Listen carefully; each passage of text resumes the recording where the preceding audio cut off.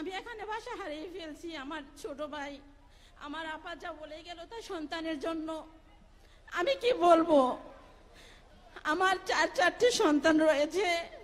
আমার ছোট বাচ্চার বয়স যখন 10 মাস 3 দিন, তখন আমার হাজবেন্ড মারা যায়।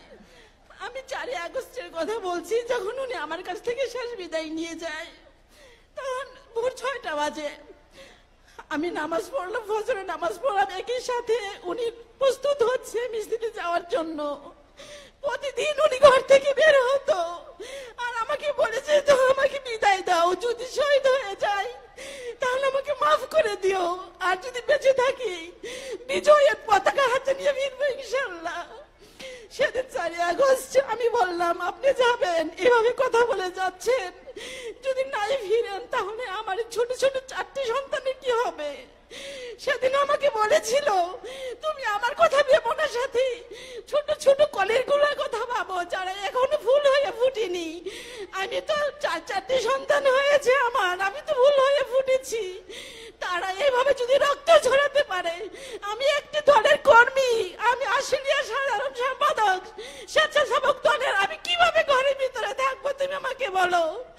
এ কথা বলে উনি হাসতে হাসতে বিদায় নিয়ে গেলেন। 4 আগস্ট সন্ধ্যার সময় যখন বাইপালে ভাঙচুর হলো, এমপি সাইফুলের লোক কিছু আমার বাসায় এসে বলল, বিপ্লব কোথায়? আমি বললাম উনি বাসায় নেই।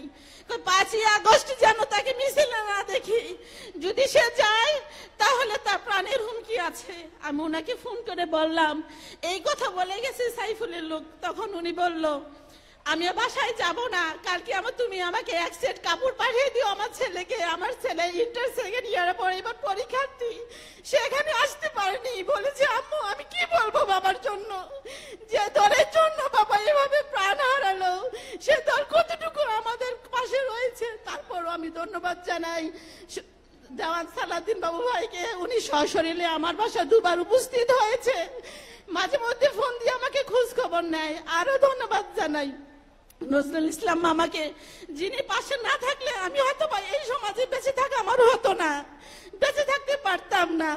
5 আগস্ট 8:30 থেকে আমি ওনার 1 সেট কাপড় পাঠিয়ে দিলাম আর ওনাকে বললাম, আজকে কারফিউ, আপনি কেন মিছিলে নামছেন? উনি বলছেন, আমাকে মাফ করে দিও, যদি বেঁচে থাকি তাহলে দেখা হবে বিজয়ের পতাকা হাতে নিয়ে। বিজয় হলো, কিন্তু আমার হাজবেন্ড আর ফিরে আসলো না। আমার 22 মাসের বাচ্চা, ছোট বাচ্চাটা বয়স এখন 22 মাস, সে তার বাবার মিছিলের ছবি দেখে আর বলে, বাবা বাবা, সে বাবার আদর থেকে বঞ্চিত। আমার এই লাইফে আমি তার দীর্ঘ সময়টাকে কিভাবে বাবার আদর থেকে বঞ্চিত করে রাখছি সেটা আমি জানি।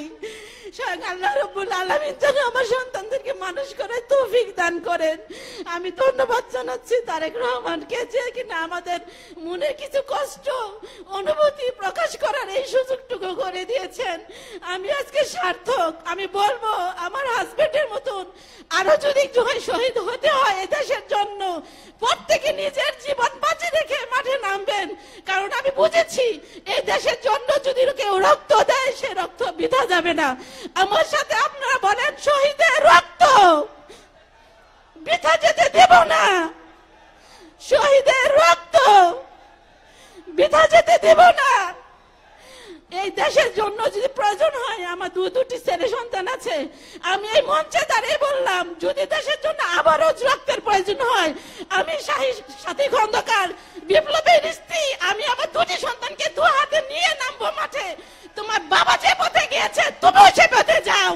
এই দেশ স্বাধীন দেশ, এই দেশ সবাই প্রাণ খুলে কথা বলতে পারে। তোমার বাবা এই দেশের স্বাধীনতার জন্য রক্ত দিয়েছে, নিশ্চয়ই তোমরা দিবে এই দেশের স্বাধীনতার জন্য রক্ত। আমি আমার নিজের রক্ত দিয়ে দিবে ইনশাআল্লাহ।